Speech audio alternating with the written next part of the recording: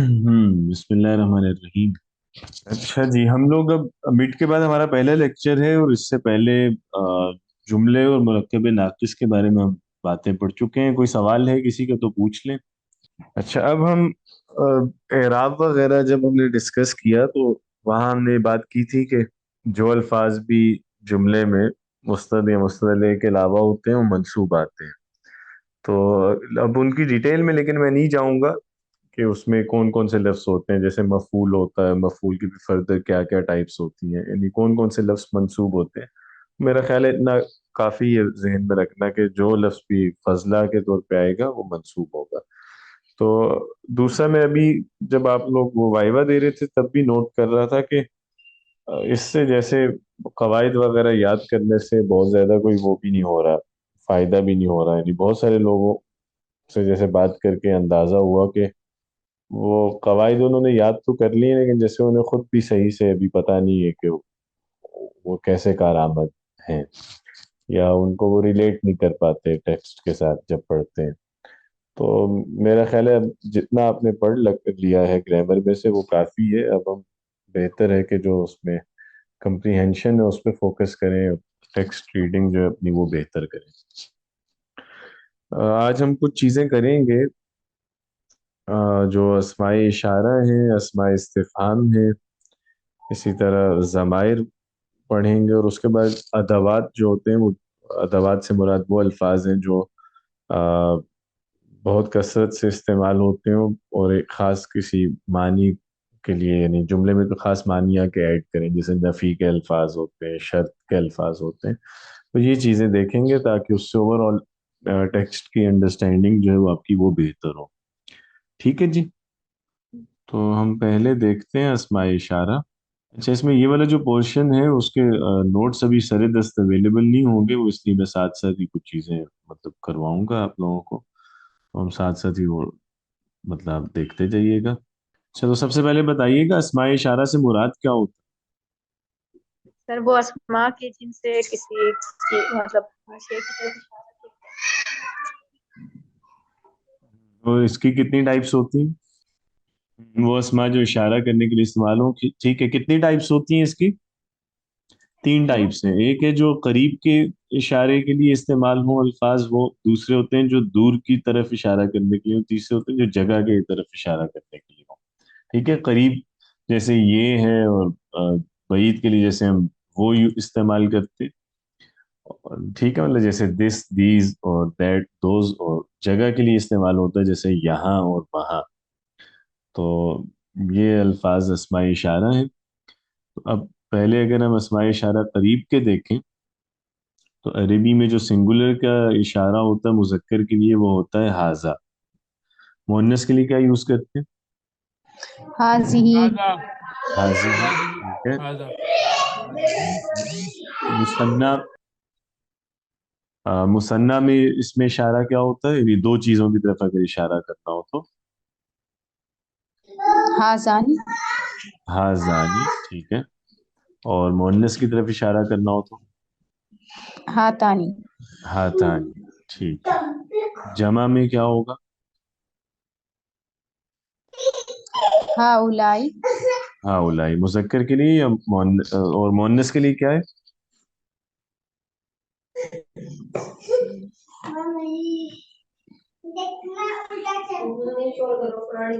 سر وہ ذہن میں نہیں آ رہا. اور کسی کو یاد آ رہا ہے؟ مؤنث کے لیے بھی ہاؤلائی ہوتا ہے. جمع دونوں کی ایک ہی ہوتی ہے. مذکر کی جمع بھی ہاؤلائی اور مؤنث کی جمع بھی ہاؤلائی. اس میں فرق نہیں ہے. چل، بعید کے جو اسماء اشارہ ہیں یہ تو قریب کے ہو گئے نا. بعید کے لیے جی کیا ہے؟ سنگولر میں مذکر کا اشارہ ہوتا ہے سر ذالکا ذالکا. ٹھیک ہے. مؤنث کے لیے تانی کا نہیں نہیں، مؤنث سنگولر دل کا سر تل کا. تثنیہ دل کا مذکر کے لیے زانی کا زانی کا. اور مؤنث تانی کا تانے کا. ٹھیک ہے. اور جمع جو ہے مذکر اور مؤنث دونوں کی وہ ایک ہی ہوتی ہے، اولائکا، ٹھیک ہے. اور جگہ کے لیے دو اشارے ہوتے ہیں، ایک ہونا ہوتا ہے، یہ قریب کے لیے ہے، ٹھیک ہے. اس کو بھی میں یہاں ہی لکھ دیتا ہوں، للمکان القریب. اور دور کی طرف اشارہ کرنا ہو تو ہونا کا یوز کرتے ہیں، ہونا اور ہونا کا، ٹھیک ہے. یہ کل اسماء اشارہ. اس میں اب جن باتوں کا خیال رکھنا ہوتا ہے وہ یہ ہے کہ جیسے اشارہ کے بعد جو لفظ ہے وہ آپ کیسے یوز کرتے ہیں. مثال کے طور پہ اگر ہمیں یہ کہنا ہو، مطلب کسی چیز کی طرف ہم اشارہ کر کے بتائیں کہ یہ کیا شے ہے، جیسے فرض کریں ہم کہیں کہ یہ کتاب ہے، تو ہم کیسے کہیں گے؟ آزا کتاب. ہاذا کتاب، ٹھیک ہے. اسی طرح اگر ہم کہیں یہ گھڑی ہے، سر حاضی. ساعة، ٹھیک ہے. یہ دو قلم ہیں، کیسے کہیں گے؟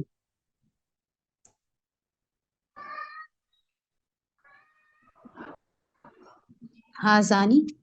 ہم ہازانی کلیمانی. قلمانی، ٹھیک ہے. اور یہ دو گاڑیاں ہیں، ہاتانی سیارتانی. اچانی سیارہ چانی، ٹھیک ہے. اور اگر ہم کہتے ہیں کہ یہ کچھ طالب علم ہیں، پھر کیا کہیں گے؟ ہؤلاء طالبات. ہؤلاء طالبات مؤنث کے لیے، اور مذکر کے لیے کیا ہوگا؟ طلاب. ہؤلاء طلاب یا ہؤلاء طالبات. اچھا، اب اس میں جو دیکھنے کی بات ہے وہ یہ کہ اس طرح کے جملوں میں یہ اب چونکہ مکمل جملے ہیں تو یہاں جو حاذا یا جو بھی اس میں اشارہ آ رہا ہے وہ مبتدا کی حیثیت سے آ رہا ہے، اور اس کے بعد جو اس میں وہ خبر ہے، یہ مکمل جملے پر. لیکن اگر جب اس میں اشارہ کے بعد اگلا اسم معرف باللام ہم کرتے تو وہ پھر اس کی خبر کی حیثیت سے نہیں آتا، وہ اس کے بدل کی حیثیت سے آتا ہے. جیسے اگر ہم کہیں حاذل کتاب، اب یہاں اس کے معنی کیا ہوں گے؟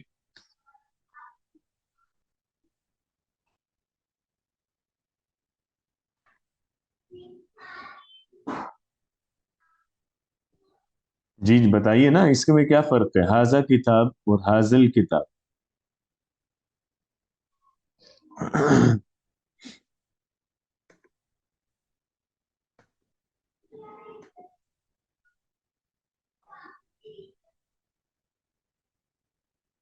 ہم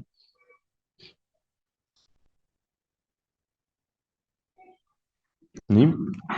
ٹھیک ہے سر. یہ کتاب، یہ ہاں کتاب ہے. یہ نہیں نہیں، یہ کتاب ہے یہ تو حاذا کتاب، کتاب ہو گئی ٹھیک مکمل ہے. جملہ، اور حاذل کتاب کہتے ہیں تو یہ کتاب. اس صورت میں یہ جملہ نہیں ہے، اب یہ صرف ایک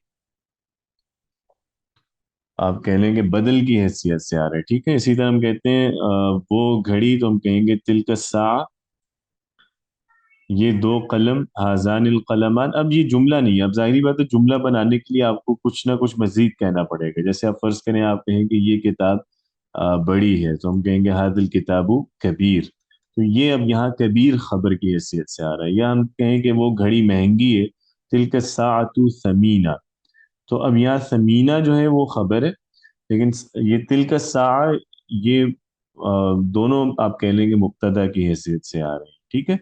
تو بس یہ ذرا دیکھنے کی بات ہوتی ہے کہ اس میں اشارہ کے بعد اگر اگلا اس میں وہ نکرہ ہے تو پھر تو جملہ بن جاتا ہے، یعنی مبتدا خبر کی فارمیشن ہے. لیکن اس میں اشارہ کے بعد جو اس میں وہ بھی اگر معرف باللام ہوگا تو وہاں وہ مبتدا خبر کی حیثیت سے نہیں آ رہا، پھر وہاں جو اس میں اشارہ کے بعد لفظ ہے وہ بدل ہوگا. تو اس جملے کی ہم جب ترکیب کریں گے تو ہم کہیں گے حاذا مبتدا ہے، الکتاب بدل ہے، اور کبیر وہ خبر ہے.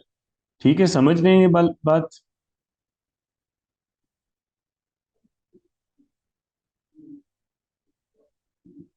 جی، یہ فرق واضح ہے ان دونوں کا؟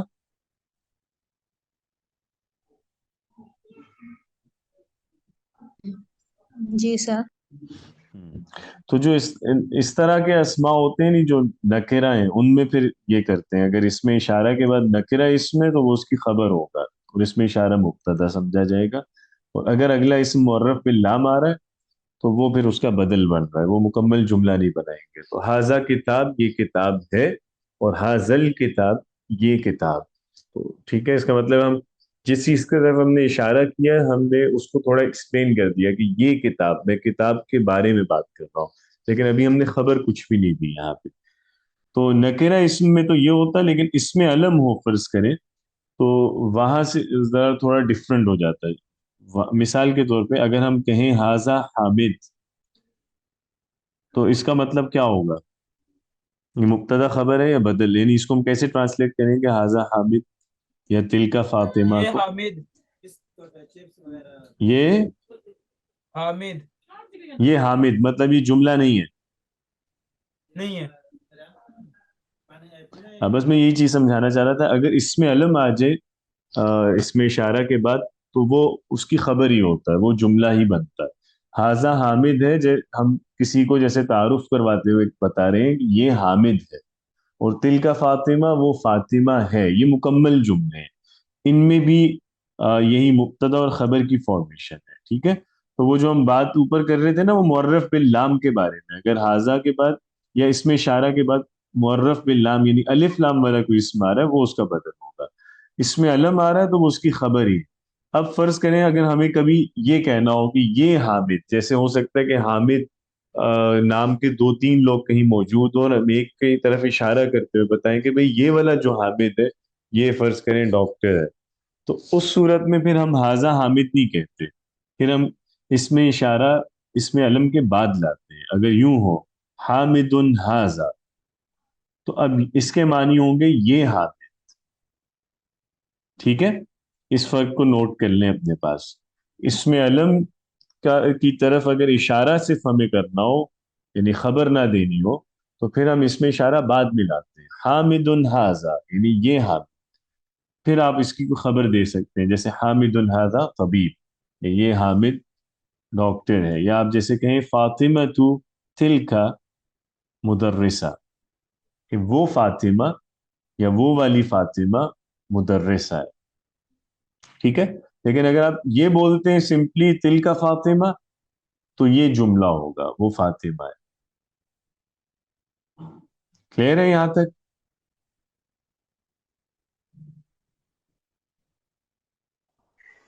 سر جو نیچے والا جملہ حامد ھذا طبیب، اس کی ترکیب کیا ہوگی؟ اس کی ترکیب یہی ہے کہ مبتدا؟ حامد مبتدا ہے اور حاذا اس کا بدل ہے، طبیب خبر ہے،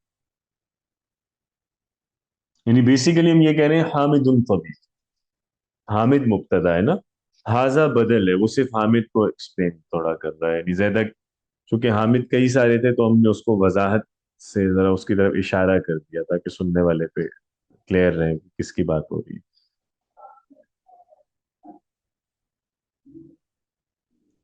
ٹھیک ہے، جی سر۔ دیکھ لیں اس کو، پھر ایک دفعہ دیکھ لیں، جو نکرہ اسم ہے اگر وہ آپ اس میں اشارہ کے بعد لا رہے ہیں تو وہ اس کی خبر ہوگی، ہاذا کتاب، یہ کتاب ہے۔ اگر معرف باللام کر کے لائیں گے تو وہ بدل ہوگا، وہ جملہ نہیں بنے گا مکمل، ہاذل کتاب یعنی یہ کتاب۔ اس میں علم کی اگر بات کریں تو وہ سمپل، اگر اس میں اشارہ کے بعد آئے گا تو خبر ہے، جیسے ہاذا حامد، یہ حامد ہے، لیکن اگر اس میں اشارہ کے بعد آ رہا ہو، اس میں ارے سوری اس میں علم کے بعد آئے اس میں اشارہ تو وہ پھر اس کا بدل بنتا ہے، یا اس کو ہم سم ٹائمز جیسے مبتدا یہ بدل یہاں کیا، اس کو ہم سم ٹائمز نعت بھی کنسیڈر کر لیتے ہیں، یعنی آپ دونوں طرح کر سکتے ہیں کہ ہاذا کو حامد کی نعت کہہ لیں یا بدل کہہ لیں، تو حامد ہاذا ہوگا تو یہ حامد۔ ٹھیک ہے،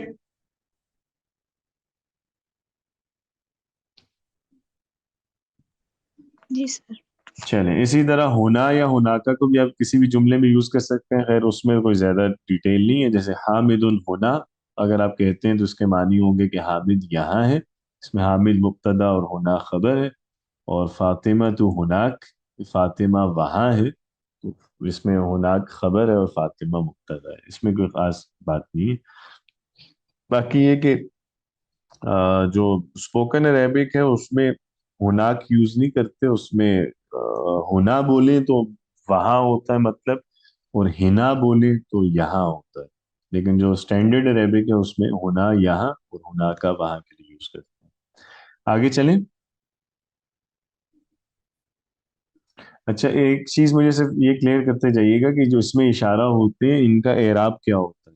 یہ مرفوع آئیں گے، منصوب یا مجرور؟ سر مبنی ہوتے ہیں نا. سمجھ. یہ مبنی ہوتے ہیں، ان کا نہیں کوئی اعراب نہیں ہوتا. مبنی کا کیا مطلب ہوتا ہے؟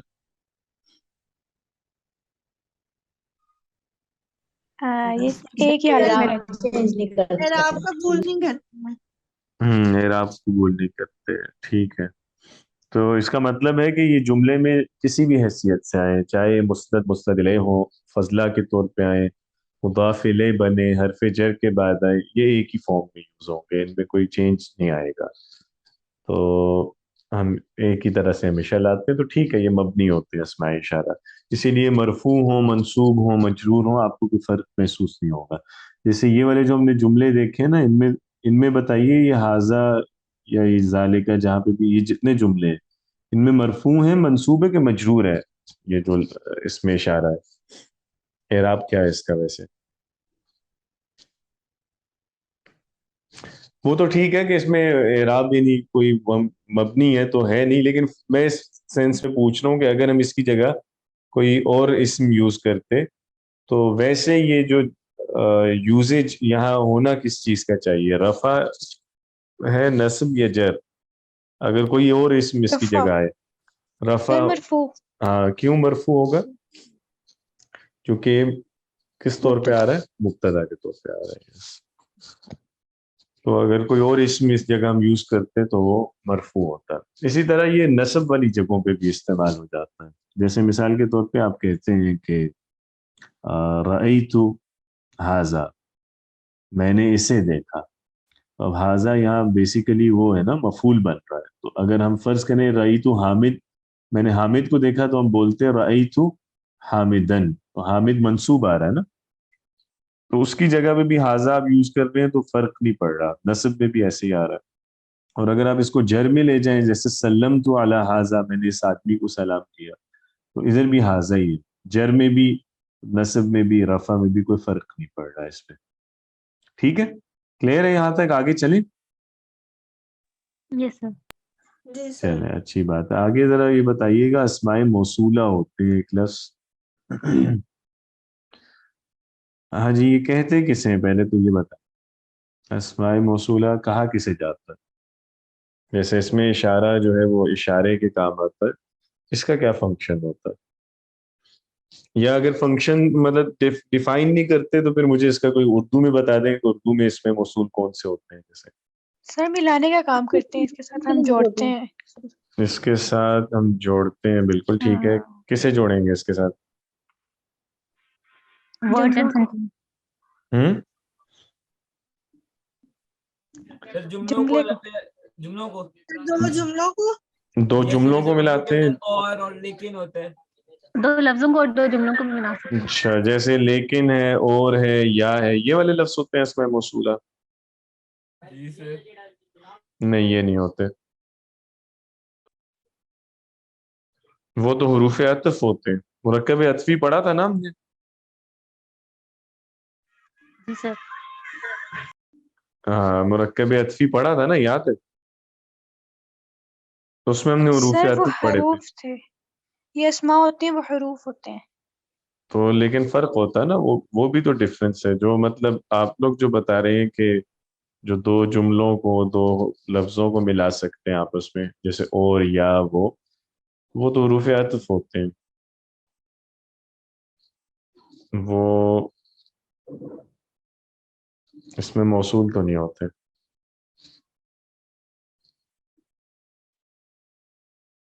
ہاں جی، اور سوچیں کوئی. ہوتے یہ آپ نے ٹھیک بتایا، ملانے کا ہی کام کرتے ہیں، لیکن مثال ٹھیک نہیں تھی. सर जो और जिस हाँ, जो और जिस, जैसे ये वाले लफ्ज है, तो ये सिर्फ मिलाने का काम नहीं करते। अब जैसे आपने कहा जो का लफ्ज है, जिस का लफ्ज है, जिन है, जिन्हें है, जिसे है, ये जो मुख्तलिफ अल्फाज हैं, इनका मकसद क्या होता है, तब कब इस्तेमाल किए जाते हैं अल्फाज? इसम की जगह पे सर। इसम की जगह पे इस्तेमाल किए जाते हैं। मसलन किसी जुमले में इस्तेमाल करें इनमें से कोई लफ्ज। जी जी, उर्दू में ही पूछ रहा हूँ, उर्दू में कोई जुमला बता दें ना। सर जैसे वो लड़का है जिसने यहाँ पर इसम मौसूल नहीं, आगे बताया नहीं। वो लड़का है जिसने, वो लड़का है जिसने जुबान सीख ली। अच्छा, ये वो लड़का है जिसने जबान सीखी। ठीक है, अब इसमें देखें जिसका लफ्ज क्या कर रहा है। ठीक है, वो लड़के को उससे मिला तो रहा है, जबान सीखी, लेकिन एक और काम भी कर रहा है इसके अलावा। सर इस ये कह लें कि उसमें किसी काम की इंडिकेशन देना या हुक्म देना, या जैसे जिन्होंने कर लिया वो जाएंगे, काम कर लिया वो जाएंगे, तो एक दो जुमले हो गए ना कि जिन्होंने काम कर लिया, उसके बाद है कि वो जाएंगे, तो जिन्होंने काम कर लिया वो जाएंगे, इसको जब हमने एक किया। नहीं नहीं, वो और होता है वो, वहां वो जरा शर्तिया मफहूम में आ रहा है। ये ठीक है, वो लिंक तो करता है, लेकिन जो बेसिक इसका फंक्शन होता है वो है डिफाइन करना। ये किसी लफ्ज को डिफाइन करने के लिए आता है बेसिकली। फर्क सिर्फ ये है कि तरतीब के हिसाब से कहेंगे। नहीं, मैं अर्ज करता हूँ, फर्क ये है कि जैसे एक इसमें या और फिर लेकिन बल्कि इस तरह से तो नहीं सर। जी, मुझे बस 2 मिनट दीजिए, मैं कर रहा हूँ इस पे बात। जी, मैं ये अर्ज कर रहा था कि जो जैसे आप सिफत के जरिए किसी इस्म को डिफाइन करते हैं ना, सिफत का भी जो एडजेक्टिव है उसका पर्पस भी तो यही होता है कि वो किसी दूसरे इस्म को क्वालिफाई करता है, उसको डिफाइन करता है। तो जैसे आप कहते हैं कि ये अच्छी किताब है, तो बेसिकली आपने किताब को एक तरह से डिफाइन किया है ना। तो इसी तरह इसमें मौसूल का असल फंक्शन होता है किसी चीज को क्वालिफाई करना या डिफाइन करना। फर्क सिर्फ ये है कि नॉर्मली जो हम सिफात लाते हैं, जो एडजेक्टिव्स होते हैं, वो एक वर्ड होता है कोई, जैसे अच्छा, बुरा, लंबा, छोटा वगैरह। इसमें मौसूल उस वक्त यूज किया जाता है जब आप एक पूरे जुमले को के जरिए किसी को डिफाइन करें। यानी जब आप किसी एक इसम को किसी एक जुमले के जरिए उसको डिफाइन करते हैं या पूरे जुमले को उसकी सिफत बनाते हैं। ठीक है, तो जैसे आपने अभी वो मिसाल दी थी कि ये वो लड़का है जिसकी तिलावत बहुत अच्छी है। अब फर्ज करें ये वाला जो जुमला है, या अरबी वो पहली जबान है जो मैंने सीखी। इस तरह के जो जुमले हैं, इसमें आप जैसे पहला जुमला अगर हम दें, तो इसमें लड़के की सिफत आप बता रहे हैं ना कि कौन सा लड़का है, लेकिन यहाँ आप सिफत एक लफ्ज में नहीं बता रहे। आप ये नहीं बता रहे कि ये खुशहाल लड़का है या ये अच्छी आवाज वाला लड़का है। आप उसको पूरे जुमले से डिफाइन कर रहे हैं कि ये वो लड़का है जिसकी तिलावत अच्छी है। तो बेसिकली इसमें मौसूल एक इस्म को कनेक्ट करता है एक जुमले से। यानी इससे पहले एक इस्म होगा, इसके बाद एक जुमला होगा। ठीक है, क्लियर है ये बात? अच्छा, अब जैसे हम कहेंगे कुरान पाक वो किताब है जो अल्लाह ताला ने अपने आखिरी नबी सल्लल्लाहु अलैहि वसल्लम को अता की। तो अब यहाँ हम कुरान पाक के बारे में बात कर रहे हैं ना, उसको हमने डिफाइन किया है या उसकी सिफत बताई है, लेकिन वो हमने एक लफ्ज में नहीं बताई, जुमले में बताई है कि कुरान पाक क्या है। वो किताब है जो अल्लाह ने अपने आखिरी नबी को, ये पूरा जुमला उसी को डिफाइन कर रहा है, कुरान को। तो ऐसा इसम जो आ, किसी अपने से पहले किसी इसम को डिफाइन करता है एक पूरे जुमले के जरिए, या अपने बाद वाले जुमले से ज्वाइन करता है किसी इसम को, उसे हम इसमें मौसूल कहते हैं। ठीक है, अब इसमें मौसूल अरबी में होते कौन से हैं, तो बताइए अगर किसी को मालूम हो। एक तो होता है माँ, پھر اس کے علاوہ من، ان میں کیا ڈفرنس ہے ماں میں اور من میں؟ سمپل ہے، من یوز ہوتا ہے عاقل کے لیے، ماں یوز ہوتا ہے غیر عاقل کے لیے. تو عاقل سے مراد یعنی انسان ہے یا جن اور فرشتے ہیں، غیر عاقل سے مراد باقی سب جاندار یا غیر جاندار چیزیں. تو ماں بھی ہم اردو میں جو ہی کے سینس میں لیتے ہیں، من بھی نارملی جو یا سم ٹائمز جس یا جن کے معنی میں بھی آ جاتا ہے. جیسے یعلم ما بین ایدیہم وما خلفہم، کہ وہ جانتا ہے جو ان کے آگے اور جو پیچھے ہے. یہاں یہ جو ما ہے یہ وہی موصول ہے. یا اسی طرح واللہ بما تعملون بصیر یا خبیر، تو ادھر بھی جو تم کرتے ہو، یہاں پہ بھی ما اس میں موصول کے طور پہ یوز ہو رہا ہے. اور من جو ہے وہ بھی اسی طرح اس میں موصول کے طور پہ آتا ہے. جیسے مثال کے طور پہ ہم یوز کرتے ہیں کہ من بخیل، وہ جو ہے وہ اما من بخیل واستغنا، تو من بخیلا یعنی جس نے بخل کیا، واستغنا اور خود کو خدا سے غنی جانا. تو یہ بھی کسی آدمی کو ڈیفائن کرتے ہوئے آئے گا. بس فرق یہ ہے کہ ماں کے ذریعے ہم کوالیفائی کریں گے کسی چیز کو یا کسی مطلب غیر عاقل کو، مطلب کسی جانور وغیرہ کو. من کے ذریعے کوالیفائی کریں گے کسی انسان کو یا کسی بھی عاقل ہستی کو. ٹھیک ہے. اس کے علاوہ ماں اور من جو ہے یہ تو مطلب آسان ہے، کہیں پہ بھی یوز کر سکتے ہیں. ان میں بس فرق عاقل اور غیر عاقل کا ہے. باقی یہ کہ واحد کے ساتھ، جمع کے ساتھ، مذکر کے ساتھ، مؤنث کے ساتھ، ہر ایک کے ساتھ آ جاتے ہیں.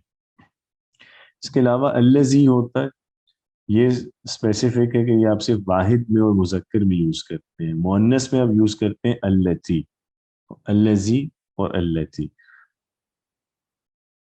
تثنیہ میں یوز کریں گے اللذانی، اور مؤنث کے لیے اللتان. جمع مذکر میں اللذین اور جمع مؤنث میں اللاتی.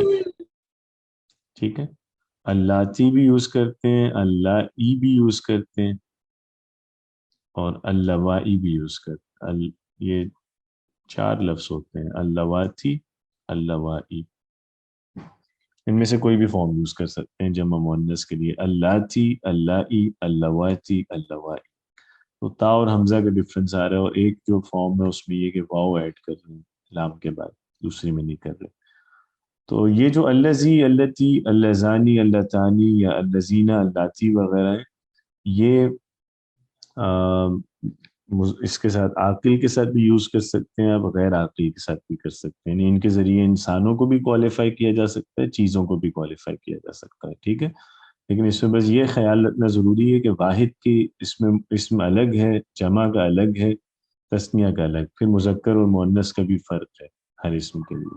تو اسماء موصول عربی میں یہی ہے، ماں اور من، پھر الذی، اللتی، اللذانی، اللتانی، اللذینہ، اللاتی، اللائی، اللواتی یا اللوائی. اس میں موصول جو ہوتے ہیں یہ ان کا اعراب کیا ہوتا ہے؟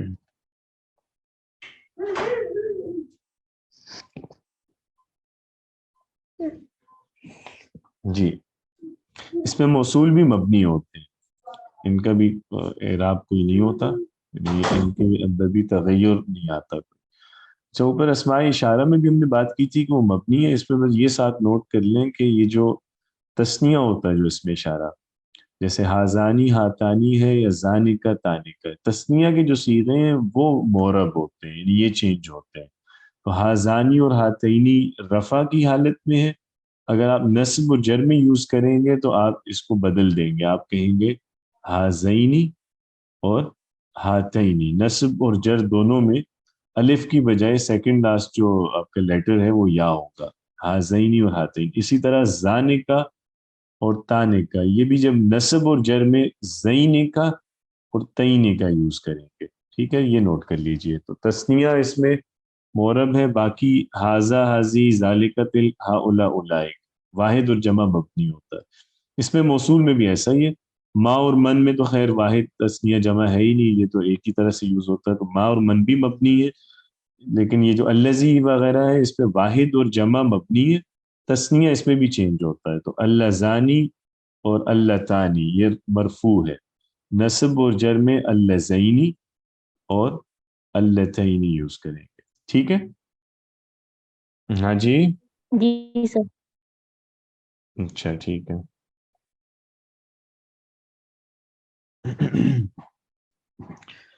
اچھا اس کے بعد اب ہم اس میں اسماء استفہام دیکھ لیتے ہیں. استفہام کا مطلب کیا ہوتا ہے؟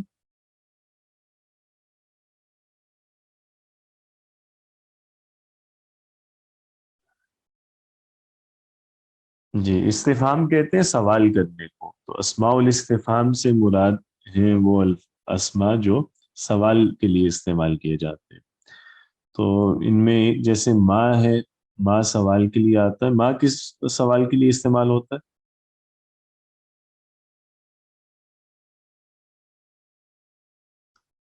کیا ہم، کیا کے لیے؟ ماں ہوتا ہے جب آپ کسی غیر عاقل کے متعلق سوال کرنے کے لیے کوئی یعنی اس کے متعلق کچھ پوچھنا چاہیں، جیسے کیا استعمال کرتے ہیں. تو جیسے تمہارا نام کیا ہے، تمہارے گھر کا پتہ کیا ہے، تمہارا نمبر کیا ہے، یہ چیز کیا ہے. تو جب کسی بھی شے کے بارے میں پوچھنا ہو تو اس وقت ہم ما استعمال کرتے ہیں، کیا ہے. جیسے اس کے علاوہ من یوز کیا جاتا ہے. من عاقل کے متعلق سوال کے لیے ہوتا ہے. جیسے ہم کون استعمال کرتے ہیں، جیسے من ہاذا، من انت. اینا یوز کرتے ہیں. اینا ہوتا ہے جگہ کے متعلق سوال کے لیے، جیسے کہاں، مطلب اینا انت تم کہاں ہو، یا من اینا انت تم کہاں سے ہو. اسی طرح متا ہوتا ہے وقت کے متعلق سوال کرنے کے لیے، جیسے کب ہم کہتے ہیں. جیسے متا ذهبت الى مکہ، کہ تم کب گئے مکہ. تو وقت کے متعلق بات کرنی ہوگی تو متا یوز کریں گے. کسی چیز کی تعداد پوچھنی ہوگی تو کم استعمال کریں گے، کم. ٹھیک ہے، یہ عدد پوچھنے کے لیے. جیسے کم طالباً فی الفصل، کلاس میں کتنے اسٹوڈنٹس ہیں. یہ کم سورتاً فی القرآن، قرآن پاک میں کتنی صورتیں. اسی طرح ہم ای ایک ورڈ ہوتا ہے، یہ یوز کرتے ہیں جب بہت ساری چیزیں اور ان میں سے کسی ایک کا تعین کرنا ہو. جیسے اردو میں کہتے ہیں کون سا. تو جیسے فرض کریں میرے پاس کئی کتابیں ہیں اور آپ کو کوئی ایک کتاب چاہیے، تو میں آپ سے پوچھتا ہوں ایہ کتاب ترید، کہ کون سی کتاب تمہیں چاہیے. یہ وہی ہے جس سے وہ بھی ہے فبأي آلاء ربكما تكذبان، کہ کون سی نعمتیں جھٹلاؤ گے. جب بہت سی چیزیں ہیں اور ان میں سے کسی ایک کو وہ اسپیسیفائی کرنا ہو تو اس وقت ای یوز کرتے ہیں. یہ وہ ہیں جو زیادہ استعمال میں آنے والے اسماء استفہام ہیں. تو اسماء اشارہ، اسماء موصولہ اور اسماء استفہام یہ ہم نے دیکھے. جی تو ضمائر کیا ہوتی ہیں جی؟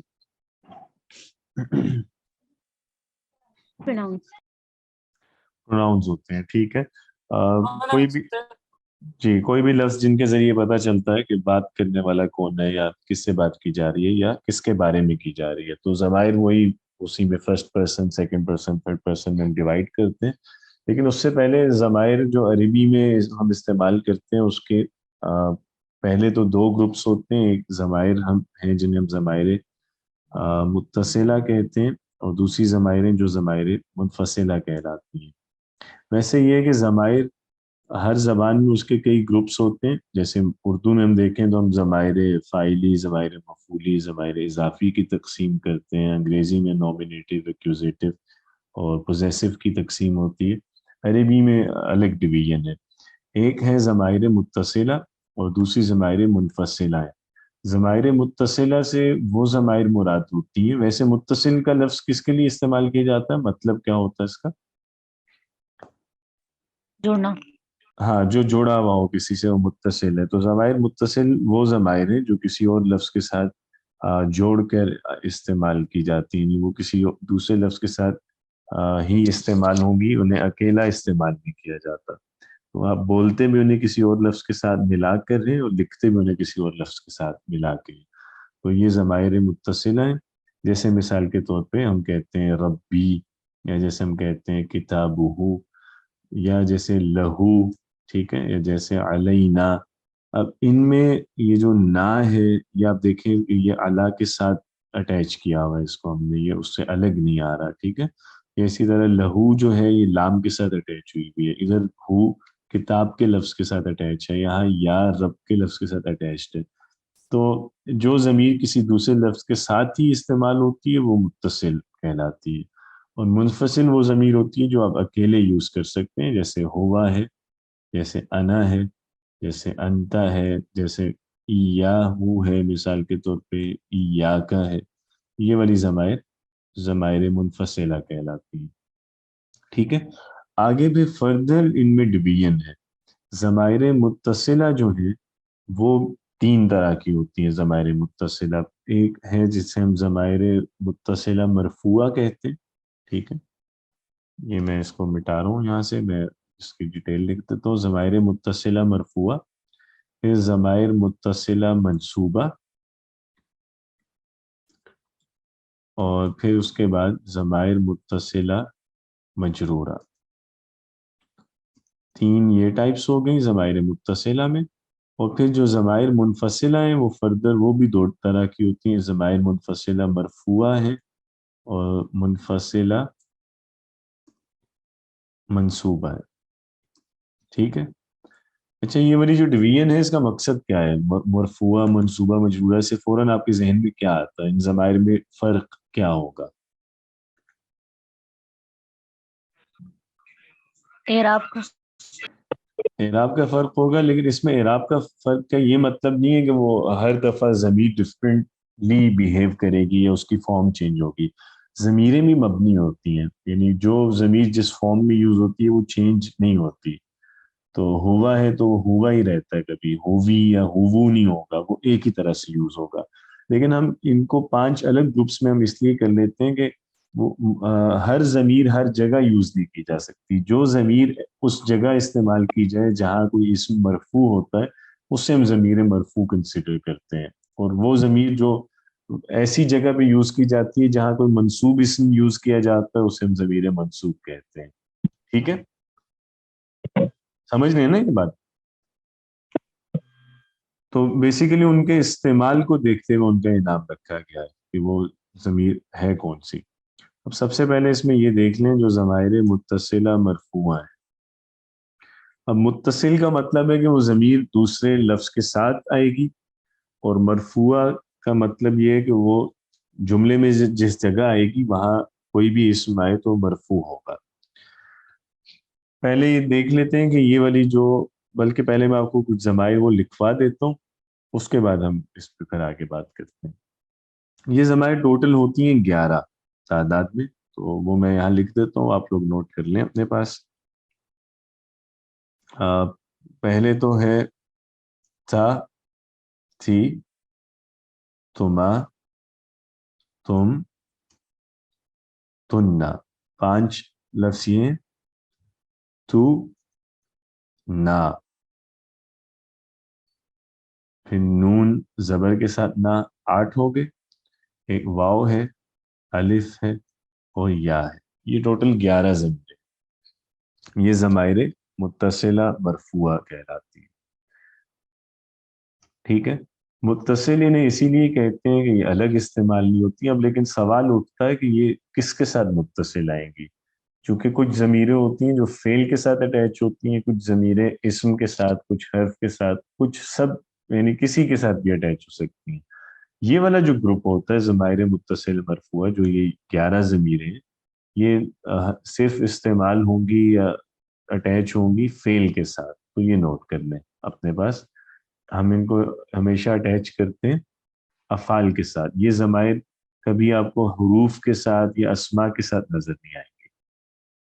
تو جہاں آپ نے متصلہ لکھا ہے نا وہاں اس کے ساتھ یہ نوٹ کر لیں کہ یہ متصل ہوں گی افعال کے ساتھ. اب دوسرا سوال ہے کہ انہیں مرفوعہ کیوں کہتے ہیں؟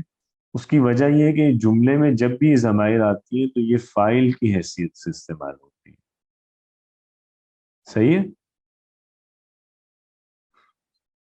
فاعل کی حیثیت سے یا نائب الفاعل کی حیثیت سے. یہ نائب الفاعل کیا ہوتا ہے؟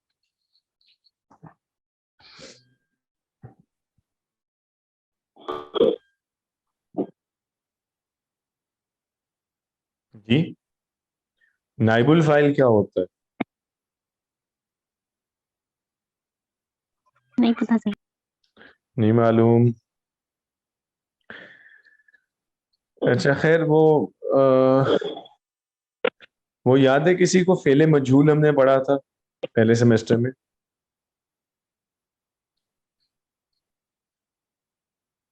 हाँ जी, यस सर। फेले मजहूल क्या होता है?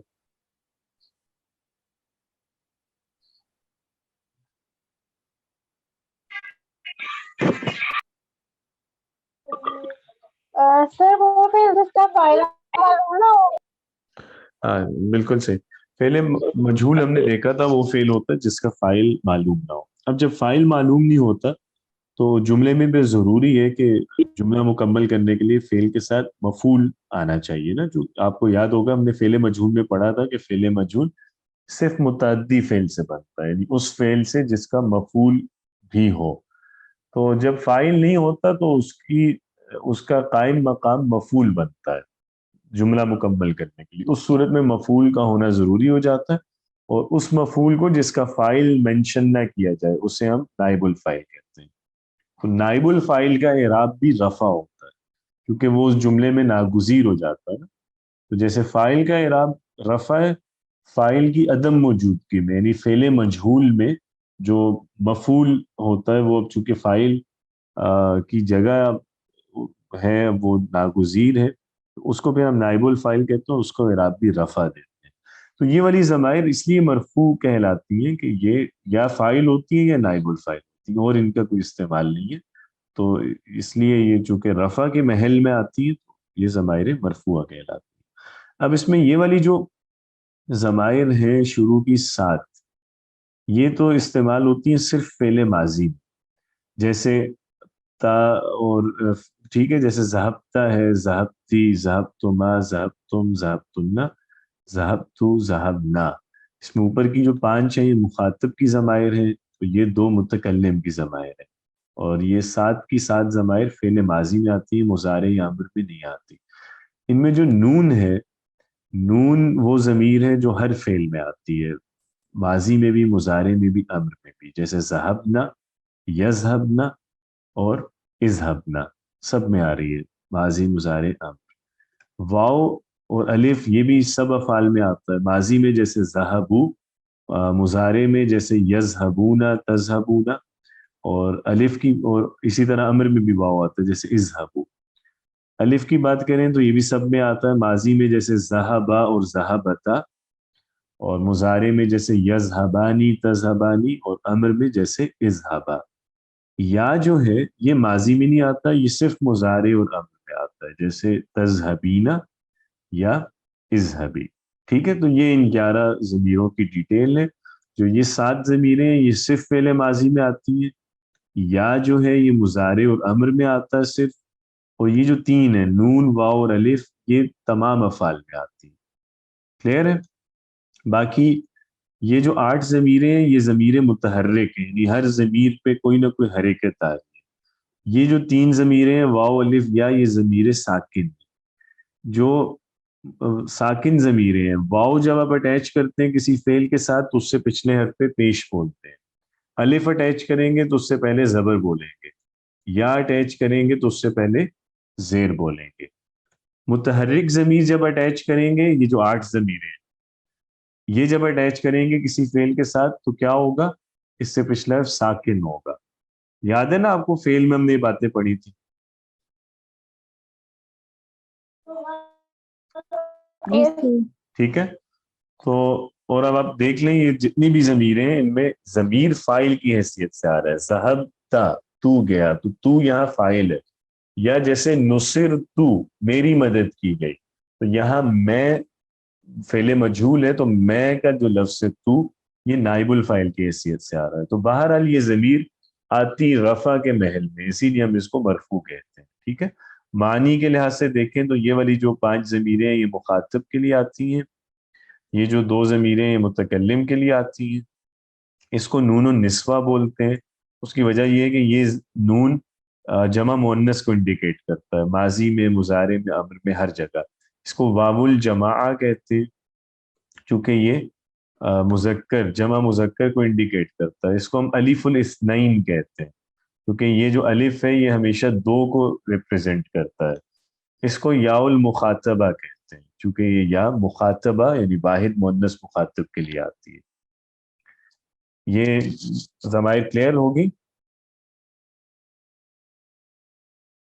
تو یہ جو لاسٹ میں ترجمہ جو آپ نے ابھی بتایا لاسٹ میں کیا بتایا؟